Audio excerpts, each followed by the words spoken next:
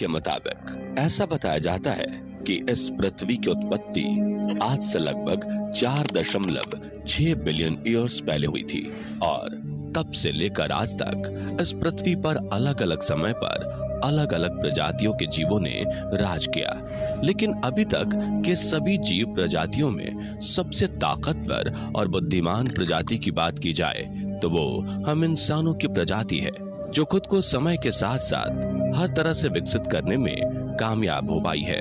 आज के समय में इस पृथ्वी पर मानव सभ्यता के अलावा ऐसी कोई दूसरी प्रजाति नहीं है जो कि हम इंसानों के दिमाग और उनकी टेक्नोलॉजी का मुकाबला भी कर सके, क्योंकि इस पूरी पृथ्वी पर मानव प्रजाति ही एक ऐसी प्रजाति हुई है जिसके पास सबसे ज्यादा दिमाग और नई नई टेक्नोलॉजीज को विकसित करने की क्षमता है। लेकिन दोस्तों, हम इंसानों के इन सभी खूबियों को देखते हुए अब ये सवाल उठता है कि इस पृथ्वी पर हम इंसानों का जन्म कैसे हुआ और हम इंसानों के पहले पूर्वज कौन हुआ करते थे।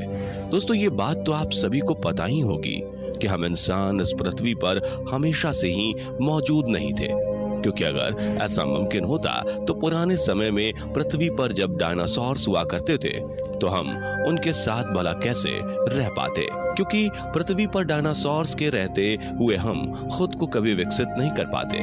और यही इस बात का सबसे बड़ा प्रमाण है कि हम इंसान डायनासोर्स के विलुप्त होने के बाद ही इस पृथ्वी पर आए हैं। अब गौर करने वाली बात यह है कि आखिर हम इंसान इस पृथ्वी पर आए कैसे।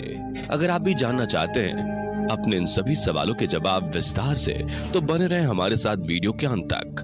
दोस्तों, आज से लगभग 21 मिलियन साल पहले जब अफ्रीका के जंगल बेहद ही घने हुआ करते थे तो यहाँ पर तरह तरह के जंगली जानवर पाए जाते थे और इन जंगली जानवरों में लंबे दांत वाले शेर और खूंखार लकड़बग्घे वगैरह शामिल हुआ करते थे।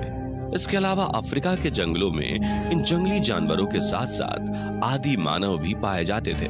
वैज्ञानिकों के मुताबिक ऐसा बताया जाता है कि इस पृथ्वी पर आदि मानव की जो सबसे पहली प्रजाति पाई जाती थी उसका नाम प्रोकोंसुल हेसेलूनी हुआ करता था। अफ्रीका के जंगलों में पाई जाने वाली आदि मानव की यह प्रजाति पेड़ों पर रहा करती थी और फल फूल खाकर अपना गुजारा किया करती थी। दोस्तों, आदि मानव की ये प्रजाति अपने 4 पैरों पर चला करती थी और इनके मुंह पर ऊपरी और निचले होंठ बिल्कुल एक जैसी बनावट के हुआ करते थे।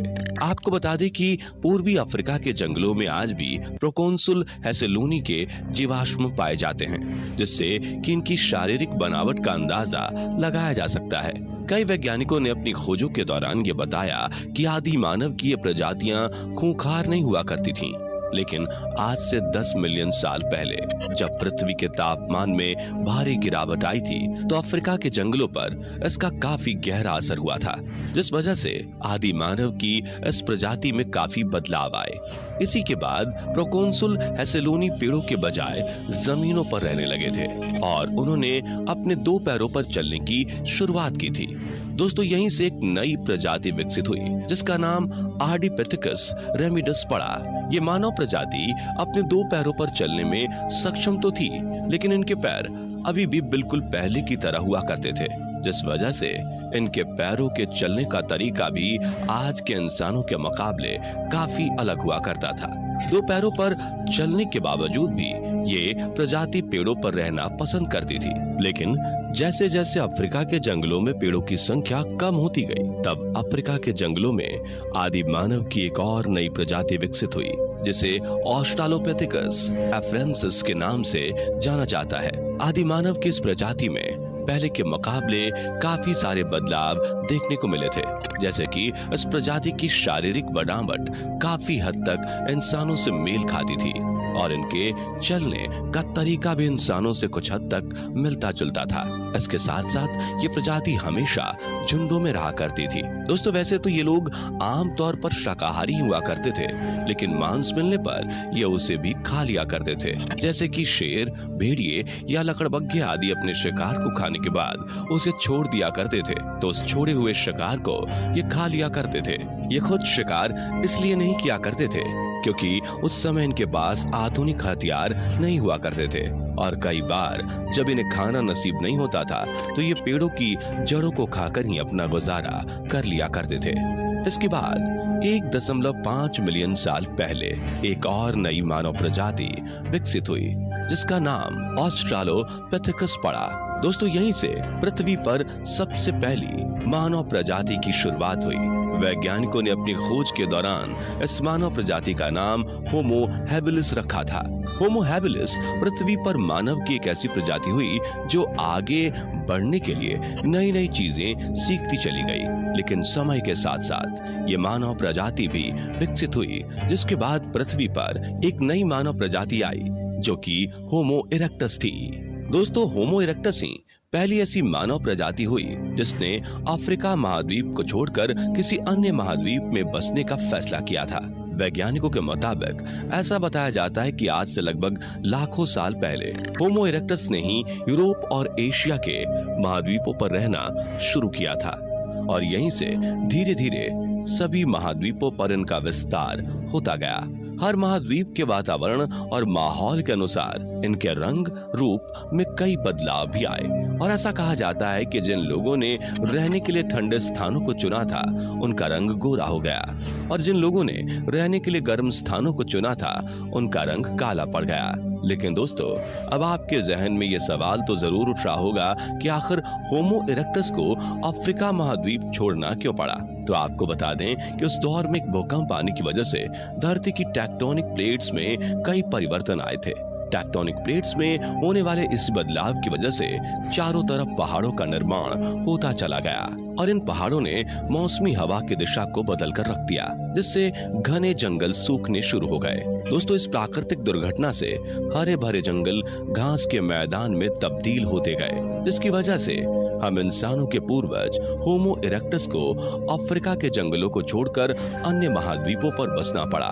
इस जलवायु परिवर्तन का असर अफ्रीकी महाद्वीप में रहने वाले कई और जानवरों पर भी पड़ा था।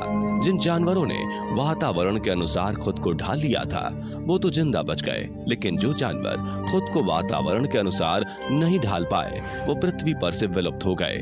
दोस्तों शुरुआती समय में होमो इरेक्टस खाने और रहने की तलाश में इधर उधर भटकते रहते थे, लेकिन समय के साथ साथ जब धीरे धीरे इनका विकास होता गया तो ये अपने पूर्वजों के मुकाबले काफी ज्यादा प्रगतिशील और बुद्धिमान होते गए और इसके साथ साथ ये पेड़ों पर रहने की बजाय जमीन पर चलने और दौड़ने में माहिर हो गए।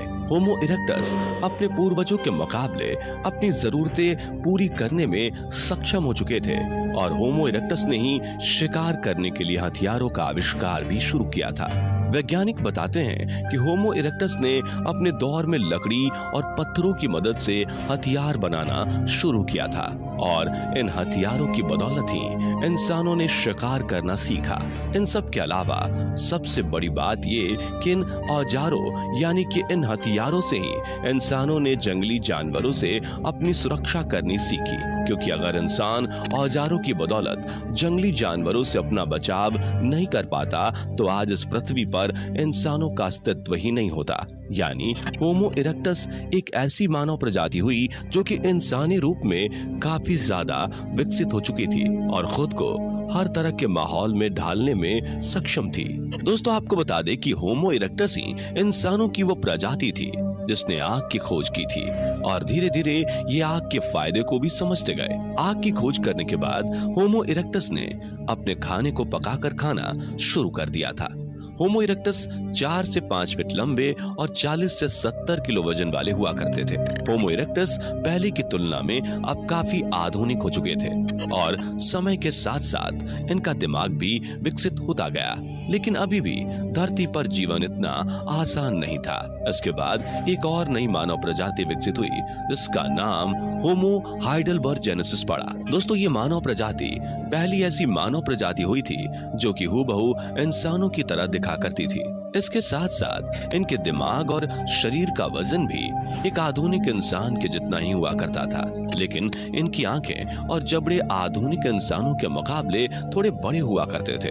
दोस्तों ये पहली ऐसी मानव प्रजाति थी जिसने अपने घर बनाकर उसमें रहना शुरू कर दिया था और इसके साथ साथ ये मरे हुए लोगों को दफनाना भी सीख चुके थे। ये सुनकर हम ये कह सकते हैं कि यहाँ से इंसान जान चुका था कि उसे धरती पर किस तरह रहना है, कैसे खुद के लिए खाने और पीने की व्यवस्था करनी है और किस तरह जंगली जानवरों से खुद का बचाव करना है। दोस्तों, क्या आप सोच सकते हैं कि यहाँ तक विकसित होने के लिए इंसानों को किन किन मुश्किलों का सामना करना पड़ा था। दोस्तों, इसके बाद धीरे धीरे समय आगे बढ़ा और समय के बढ़ने के साथ ही ये सारी मानव प्रजातियां विलुप्त होती चली गईं और आखिर में जो मानव प्रजाति रह गई वो होमो सेपियंस के रूप में विकसित हुई। आपको बता दें कि होमो सेपियंस मानव की ऐसी प्रजाति विकसित हुई जिसकी शारीरिक बनावट हर तरह से इंसानों की तरह ही थी। इनके दिमाग का वजन भी एक मामूली इंसान के जितना ही था। होमो सेपियंस अपने पूर्वजों के मुकाबले काफी आगे बढ़ चुके थे। इन्होंने अपनी जरूरत के हिसाब से हर वो चीज विकसित की जो कि इनकी जिंदगी को आसान बनाती थी। होमो सेपियंस ने लगातार अपने विकास पर ही काम किया जिसकी बदौलत आज हम इंसान इस मुकाम पर हैं। वैसे दोस्तों, कमेंट करके बताइए कि हमारे पूर्वजों के बारे में ये जानकारी आपको पहले से थी या नहीं। वीडियो पसंद आया हो तो चैनल को लाइक, सब्सक्राइब एंड शेयर करें।